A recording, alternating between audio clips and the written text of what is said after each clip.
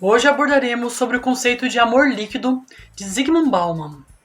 Para tanto, vamos pensar então um pouco a sociedade contemporânea e como ela foi construída historicamente.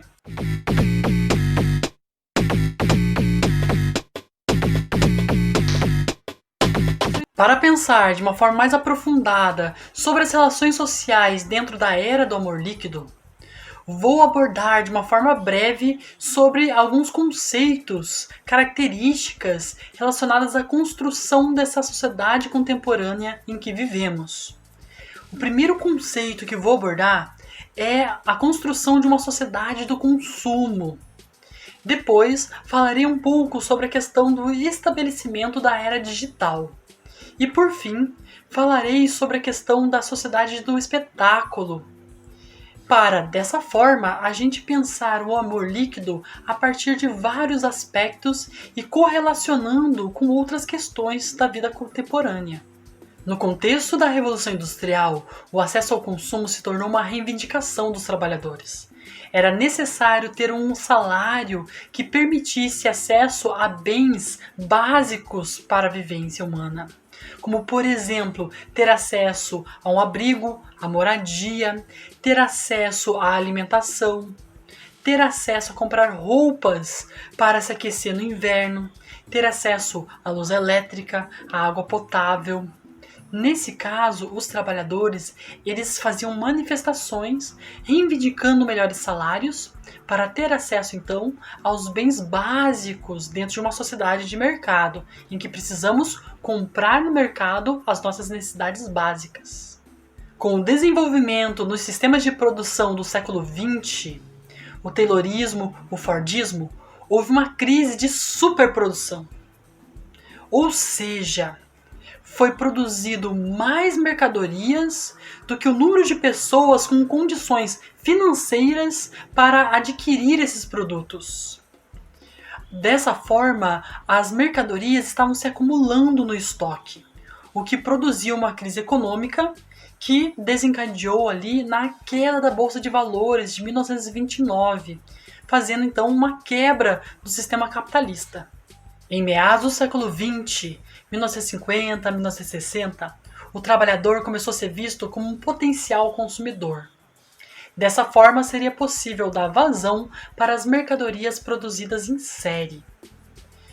Em países da Europa e nos Estados Unidos, houve um aumento progressivo das condições salariais dos trabalhadores, para que eles se tornassem consumidores, dentro de um modelo de organização social que chamamos de estado de bem-estar social.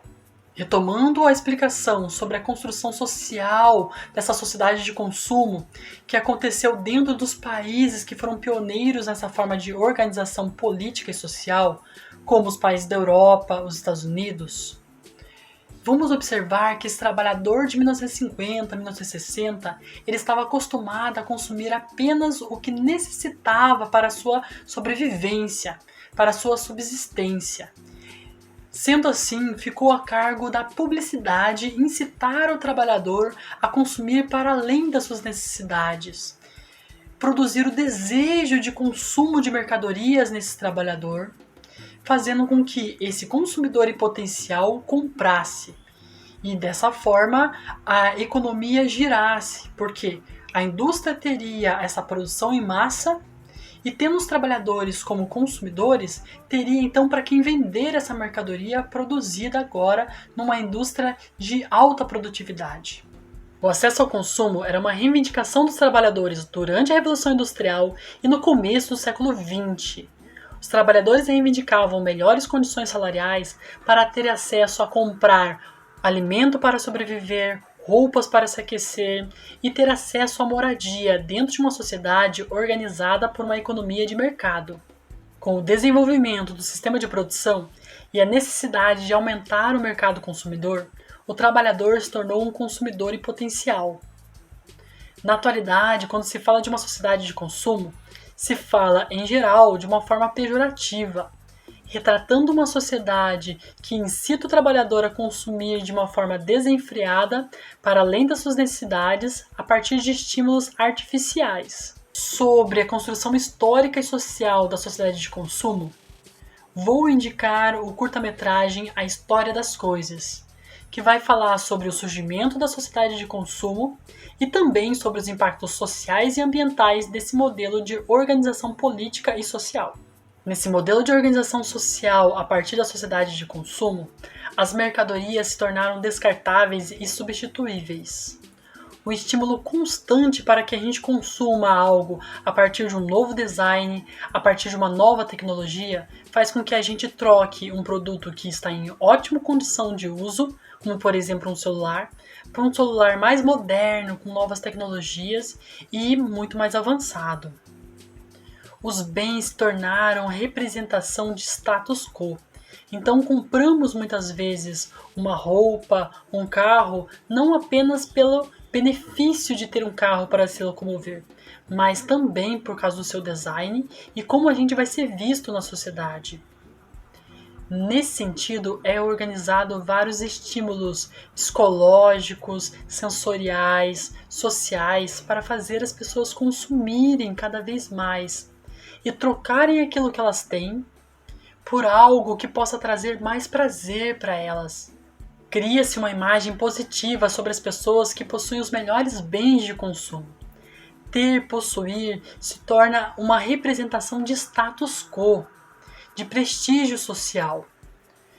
Nesse sentido, vou indicar o documentário Criança, a Alma do Negócio, que vai mostrar ali como que, desde a primeira infância, é incitado aquele filho do trabalhador, as pessoas que vivem em meio à nossa sociedade, a serem consumidores em potenciais, a girarem a economia ao consumir e a trocarem os seus produtos para novos produtos e dessa forma fazer a indústria continuar produzindo e fazer também com que o comércio continue vendendo. O modelo de organização da sociedade de consumo só é possível na produção incessante da insatisfação humana. É necessário que a pessoa esteja insatisfeita com as roupas que possui, com o corpo que habita, com o carro que dirige, com a casa onde mora, com o celular que comprou esses dias, para que ela se sinta seduzida a comprar aquele celular que está sendo vendido pela publicidade e que é dito como melhor, mais tecnológico, com muito mais comodidades. Nesse sentido, as pessoas ficam incessantemente trocando os seus produtos, as suas mercadorias, buscando então satisfazer as suas necessidades psicológicas, de ser reconhecido, de ter prestígio social, de ter pertencimento nessa sociedade. Para aquelas pessoas que não possuem dinheiro para consumir de forma frenética e incessante, fica apenas o desejo de ter acesso àquele celular de última geração, aquele carro esportivo de luxo que apareceu no filme, aquela casa grande com lareira. A pessoa então fica nessa frustração e se considerando então inferior, se considerando então incapaz numa sociedade onde os benefícios são atrelados ao consumo. Agora abordaremos o estabelecimento da era digital e como que ela impactou nas relações humanas da atualidade. Com o desenvolvimento da tecnologia surge o computador, junto com o computador, a internet. Paralelo ao desenvolvimento do computador, surge o celular. Tanto o computador quanto o celular, ele era destinado a um pequeno grupo da sociedade, a uma elite. Mas com a produção em massa e o aprimoramento da produção de computadores, começa a ser difundido o acesso a computador e a celular. O celular, ele se torna então um pequeno computador de bolso, fazendo com que as pessoas possam interagir dentro de um cyberespaço. A era digital é a difusão desse cyberespaço e também a relação dos seres humanos com esse cyberespaço, que vai construir uma nova realidade, uma realidade contemporânea, moderna, vai interferir nas relações de trabalho, vai interferir nas relações humanas, vai interferir até mesmo na socialização das pessoas e no desenvolvimento dos seres humanos. Com alguns cliques no celular, é possível ter acesso a uma infinidade de informações. Se na década de 90 e começo de 2000 era necessário ter um conjunto de Barças dentro de casa para que a gente pesquisasse e tivesse acesso à informação, na atualidade você pode pegar o celular, digitar num site de pesquisa e ter acesso à informação. Outro exemplo é a lista telefônica. Na década de 90 era necessário ter uma lista telefônica em casa para, se você precisar do serviço de um mecânico, você pesquisava nas páginas amarelas, que eram as páginas de anúncio de comércio, de serviços, encontrava o mecânico mais próximo da sua casa e ligava para ele para perguntar um orçamento, saber quanto que seria o custo de uma troca de uma peça, do conserto do carro. Na atualidade, é possível entrar num site, descobrir qual é a mecânica mais próxima da sua casa que está cadastrado nesses sites de pesquisa e pelo site da empresa, do próprio mecânico, você descobre o valor do serviço que ele está cobrando, sem nem precisar conversar com o mecânico. Com acesso à internet, conseguimos nos conectar com pessoas que estão em outros países ou do outro lado do mundo. Toda a questão dos serviços foi alterada a partir dos aplicativos e desse cyberespaço. Vamos pensar em alguns exemplos práticos para compreender as mudanças que aconteceram em decorrência do estabelecimento da era digital. Uma das mudanças é o fechamento das videolocadoras devido ao acesso a filmes de forma online ou pelas plataformas de streaming. Nesse caso, eu posso dar um exemplo pessoal. Quando eu era adolescente, eu ia até a videolocadora, escolhia o filme, ficava horas nas prateleiras escolhendo um VHS, depois o Blu-ray, e a gente assistia aquele filme em casa e tinha que rebobinar a fita para devolver 3 dias depois, né? Normalmente a gente alugava na sexta e devolvia na segunda. E nesse sentido, as videolocadoras, elas perderam seu espaço porque existe agora um mundo online, um mundo virtual onde você tem acesso a filmes. Pode-se pensar também a questão dos taxistas, que perderam espaço para a questão dos aplicativos de transporte. E é diferente a relação que se tinha com o taxista com a relação que se tem hoje com o motorista de um aplicativo. Por quê? Porque quando eu tinha 18 anos, por exemplo, e saía algumas noites, e quando eu tinha que voltar para casa de noite, né, depois da meia-noite, não tinha muito ônibus onde eu morava. Então, a gente rachava ali, dividia o valor do táxi. Nesse caso, muitas vezes a gente tinha que andar até um lugar onde tivesse um ponto de táxi, encontrar o taxista lá parado. Daí a gente negociava o valor ali com ele, né? Normalmente o taxista ele cobrava uma taxa para passar de Curitiba para Colombo, né? Porque ele dizia que estava mudando de município, então ele cobrava uma taxa extra nesse sentido, ficava um tanto mais caro, né?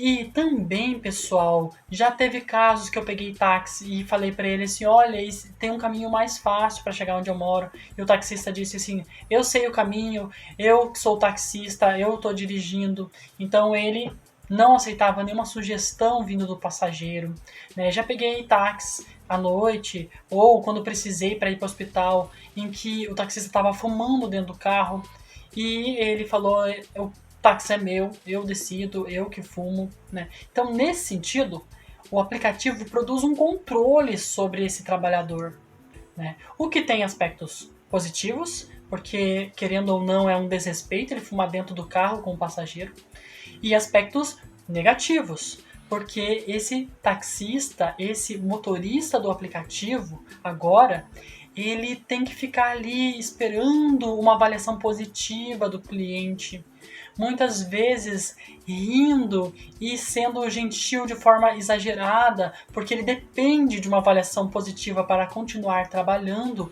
naquela área, né? Muitas vezes acaba aceitando engolindo um sapo do cliente porque está sendo mal educado, mas ele não pode ali retrucar muito devido ao fato de que depende da avaliação do cliente. Então, esse controle excessivo sobre esse trabalhador também pode produzir questões muito negativas para esse trabalhador, além de ele estar ali nas mãos de um aplicativo. Ele não é, até o momento, né, contratado diretamente pelo aplicativo. Ele presta um serviço. Se ele quiser ter direitos trabalhistas, ele vai ter que pagar esses serviços por fora. Os entregadores de lanche começaram a trabalhar conforme a demanda dos aplicativos de delivery de comida. Aumentou o número de faculdades à distância, tendo em vista que as pessoas agora têm acesso à internet para ver as videoaulas, para fazer as atividades de uma forma online. O acesso à notícia não depende mais do roteiro do jornal televisivo e do jornal impresso. Aumentou a interação entre pessoas de outras partes do mundo. Nesse sentido, você pode entrar em contato e manter uma conversa com pessoas que estão em outros países, que estão em outros continentes. As relações afetivas podem iniciar pelo mundo online a partir dos aplicativos e desenrolar para o mundo offline, para esse mundo real, palpável, e se tornar então um relacionamento de longo prazo. Ou, né, como estamos observando na questão do amor líquido, se tornar apenas mais uma experiência amorosa. Todas essas transformações sociais, culturais e econômicas decorrentes da era digital são debatidas no sentido de tentar entender os impactos sociais que elas podem causar. Nesse momento, vamos pensar então a sociedade do espetáculo, para compreender também um dos fatores que contribuiu para a construção dessa sociedade em que vivemos. A sociedade do espetáculo é um conceito elaborado por Guy Debord. Para ele, o espetáculo não é um conjunto de imagens, mas uma relação entre pessoas mediatizada por imagens. Pode-se pensar, trazendo esse debate para o contexto atual, de como a gente se importa em como somos vistos pelos outros nas redes sociais. Criamos nas redes sociais uma representação virtual das nossas vidas. Um mundo onde nossas vidas particulares são invejáveis. As nossas vidas particulares se tornam públicas nas redes sociais. E mesmo que a nossa vida não seja tão boa como a gente aparenta nas redes sociais, nós criamos ali uma casca, uma imagem, um ser social, uma representação de mundo. Quando estamos fazendo algo memorável, não basta viver. Temos que compartilhar a nossa vida incrível nas redes sociais.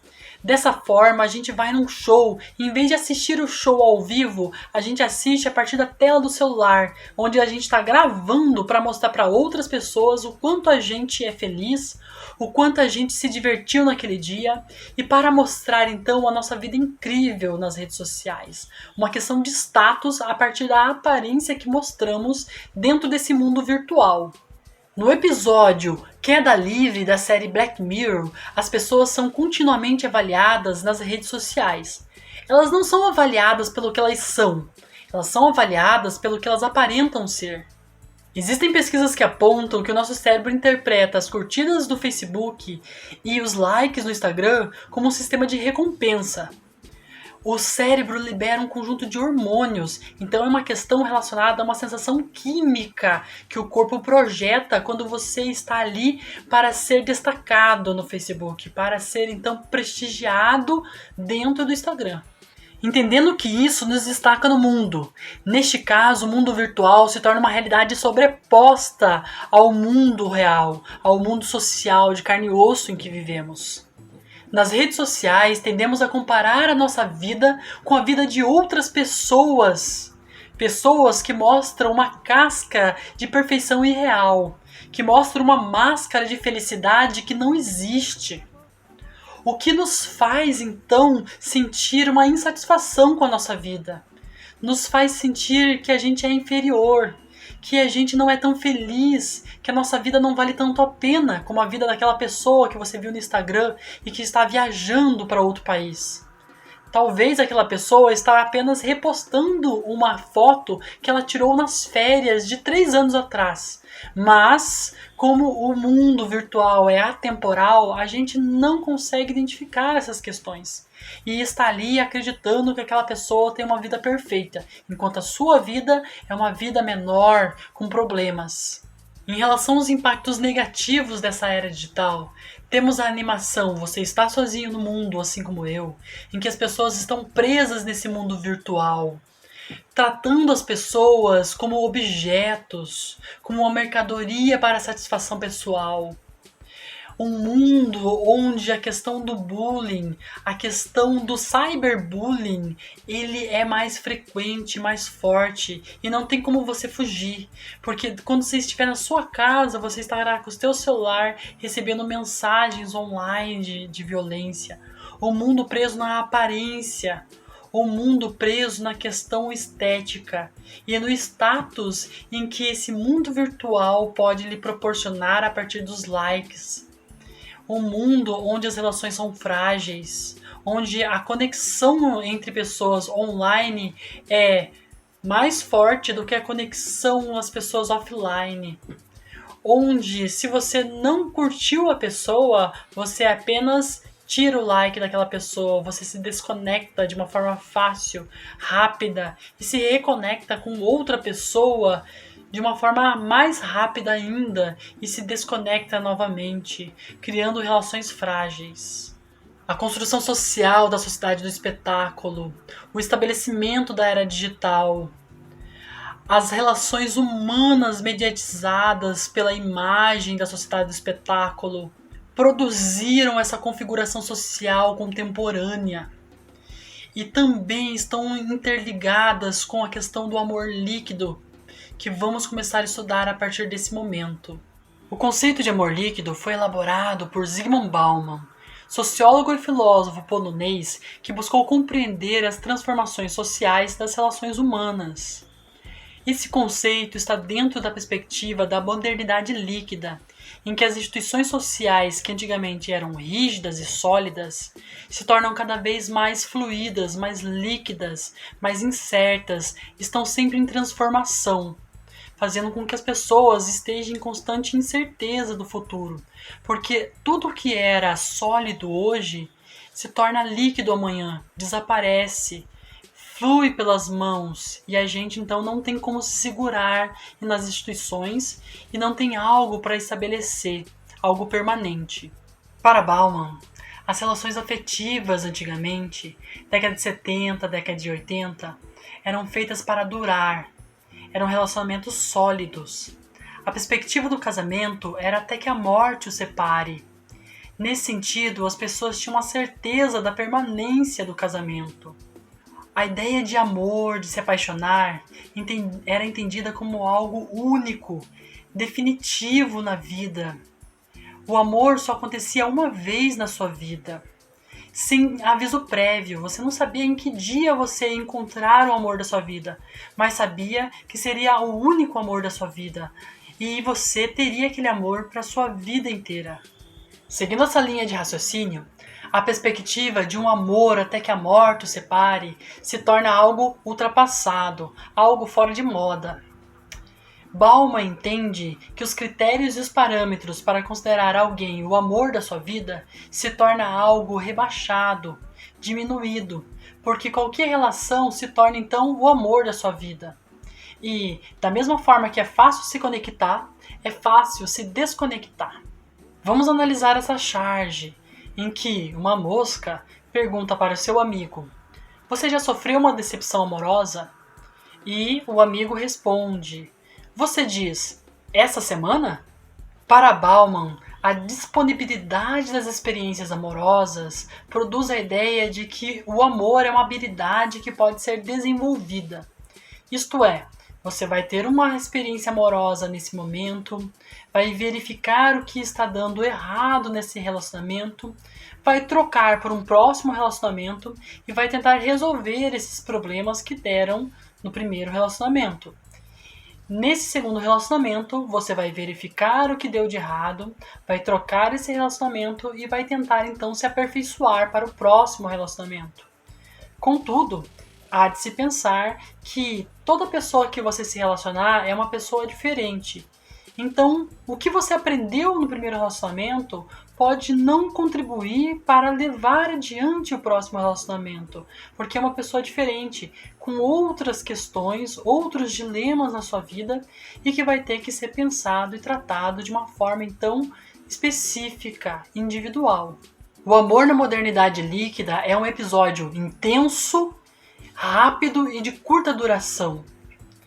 As pessoas, elas entram num relacionamento tendo a consciência a priori, a princípio, de que ele vai ser um relacionamento frágil e que ele vai passar de uma forma rápida.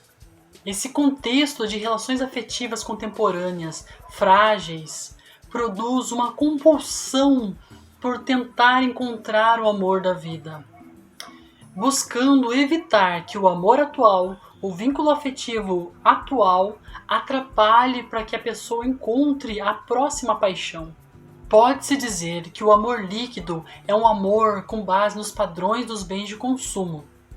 Mantenha esse amor enquanto ele te traz satisfação e o substitua por um amor que promete ainda mais satisfação.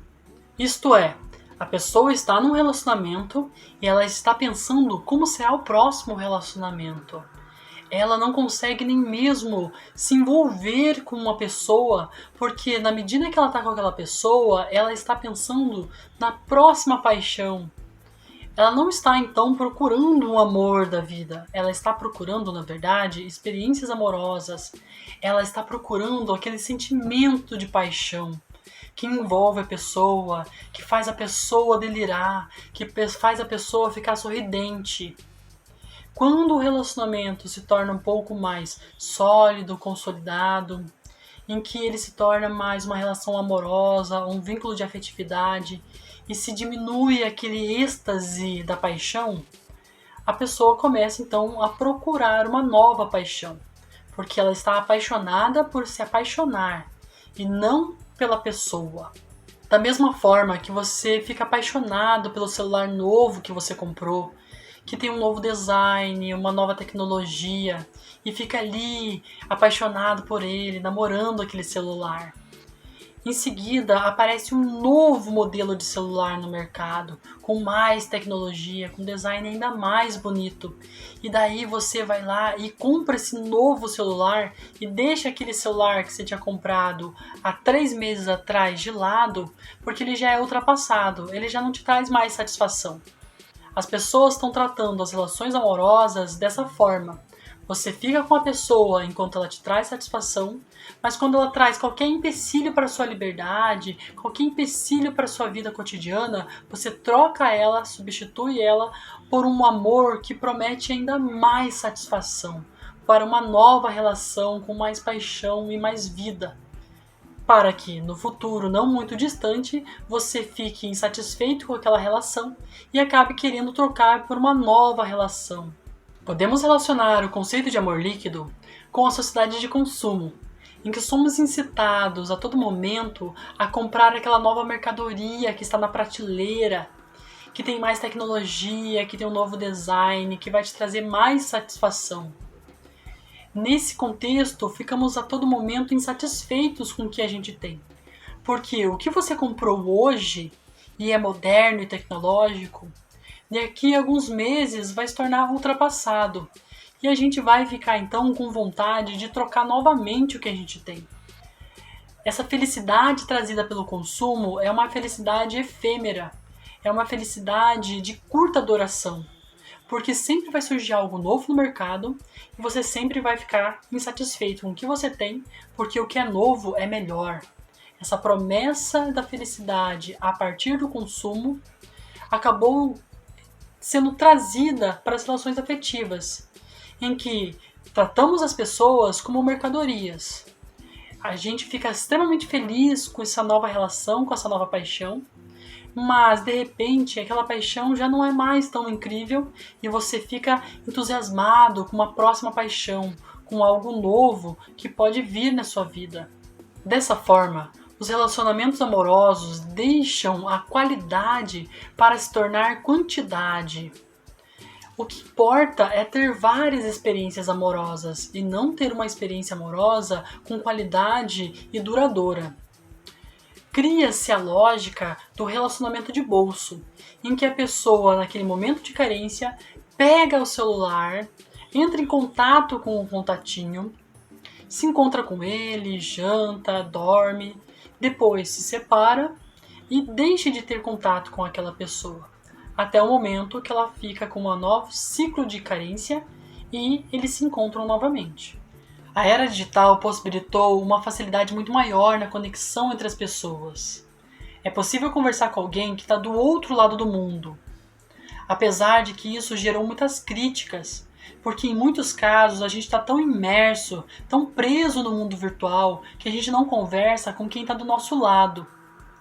Nesse sentido, é possível que o filho fique dentro do quarto, dentro do mundo virtual dele, dentro da internet, vendo vídeo em redes sociais, no YouTube, e não converse com os pais que estão na sala.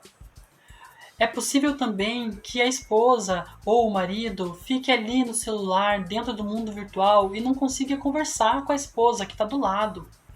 Esse mundo virtual, então, ele possibilita essa conexão com pessoas em diferentes lugares do mundo, mas também pode afastar a pessoa da conexão humana, da relação afetiva do dia a dia. Dentro desse mundo virtual, existem os aplicativos de relacionamento, onde se pode observar as várias possibilidades de experiências amorosas. É claro que existem pessoas que vão encontrar um relacionamento duradouro no aplicativo de relacionamento. Mas na lógica do amor líquido, a pessoa está ali e ela tem a possibilidade de ter vários contatos, várias conexões e se desconectar mais fácil ainda. Então você está ali no aplicativo de relacionamento, conversando com alguém, aquela pessoa está te animando, aquela pessoa te agrada, e aí ela fala algo que te desagradou, você vai lá e tira o match daquela pessoa e sai daquela conversa e parte para a próxima conexão, para a próxima pessoa que você vai conversar. Nesse aplicativo de relacionamento, a pessoa fica presa, então, em pensar que sempre vai ter alguém melhor para encontrar ali dentro do aplicativo de relacionamento.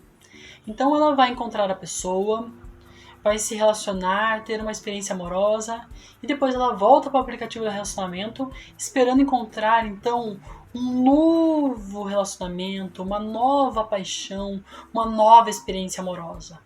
Para Bauman, o que mais atrai as pessoas no mundo virtual não é a possibilidade de conexão humana, mas é a facilidade de desconectar a pessoa da sua vida, de deixar de ser amigo dela nesse mundo virtual, de deixar de seguir essa pessoa. Assim, os relacionamentos ficam frágeis. As amizades não são mais duradouras de anos, que você encontra a pessoa e sempre faz tudo o que é possível para ajudá-la. Os relacionamentos afetivos, eles já não são mais para toda a vida. E nesse sentido, a pessoa está sempre ali com medo de que o seu relacionamento afetivo pode acabar a qualquer momento, pode acabar na próxima semana, o que produz uma ansiedade permanente, uma ansiedade constante, porque você nunca tem certeza do amanhã, você está sempre com medo, com incerteza. E isso faz com que a pessoa, então, ela fique com aquele sentimento de ansiedade, de possível frustração. Em muitos casos, ela nem entra de cabeça no relacionamento, porque ela tem medo de se ferir. Ela tem medo de entrar no relacionamento, de se apaixonar pela pessoa e que esse relacionamento acabe de uma forma rápida e ela então fique frustrada e decepcionada. Então, a pessoa entra no relacionamento sempre com o pé atrás, sempre pensando que ele pode acabar a qualquer momento. O conceito de amor líquido compreende que as relações amorosas da atualidade são mais frágeis e substituíveis. Se antigamente uma pessoa ia consertar a televisão que quebrou, hoje em dia a pessoa joga fora a televisão que quebrou e compra uma televisão nova. A televisão se tornou então substituível. Os relacionamentos estão no nível de um objeto, em que você está numa relação. Em qualquer frustração, dificuldade que aquela relação enfrenta, em vez de tentar resolver o problema, a pessoa troca o relacionamento, troca a pessoa com quem ela está todos os dias. Com base na reflexão trazida por Bauman, vamos pensar um pouco o que seria esse amor sólido, esse amor duradouro, até que a morte separe, com vínculos fortes, com companheirismo, que traz uma ideia de permanência, a ideia de que daqui a 10 anos você vai permanecer casado com aquela pessoa que vai estar ali junto com você. Se nesse relacionamento sólido você está num bom casamento, é um ótimo relacionamento, porque você tem uma certeza na vida, você tem uma companheira, você tem alguém para viver todos os dias, um cúmplice na vida. Mas se você entrou num relacionamento abusivo, se você entrou num relacionamento com violência doméstica, é até que a morte separe. Então essa ideia de amor sólido, essa ideia de amor até que a morte separe de uma forma muito rígida, pode ser um grande problema. Por quê? Porque nesse sentido a pessoa acaba permanecendo num relacionamento que ela não quer e sendo infeliz. Vamos pensar então quantas pessoas da década de 70 e 80 ficaram em relacionamentos com violência doméstica, em relacionamentos abusivos e não conseguiam sair porque era proibido se separar, era mal visto, as pessoas entendiam aquilo como algo negativo, o fim da família. E hoje em dia essas pessoas então podem sair desses relacionamentos e construir um novo relacionamento, uma nova família, um relacionamento que possa fazer ela feliz. Entretanto, se a gente for pensar na ideia desse amor líquido da atualidade, esse amor com laços frágeis, que pode acabar por qualquer momento, esse amor em que você continua com a pessoa enquanto ela te dá satisfação, você continua com a pessoa enquanto você está ali com as suas ideias e liberdades bem estabelecidas. E qualquer dificuldade que o relacionamento possa enfrentar, ele se desconecta. Isso traz uma ansiedade para a pessoa. Você nunca sabe se o seu vínculo afetivo vai permanecer. Você não tem com quem contar. Então, nesse sentido, esse amor líquido tem seus problemas. Os dois extremos são problemáticos. Esse relacionamento frágil, substituível, ele traz essa ideia de ansiedade, de falta de chão, de falta de certeza na vida. E esse amor sólido, duradouro, que você tem que permanecer com a pessoa, independente se você ama ela ou não, se você está feliz ou não, é muito problemático, porque faz com que relacionamentos abusivos permaneçam e a pessoa fique presa naquela relação. Espero que vocês tenham gostado da videoaula, que vocês tenham compreendido a construção social da sociedade de consumo, o estabelecimento da era digital, esse modelo de sociedade do espetáculo e também as relações afetivas construídas nessa era do amor líquido. Que você, então, a partir dessas informações, possa construir a sua vida da melhor forma possível. Aqui vou deixar as referências bibliográficas e um grande abraço.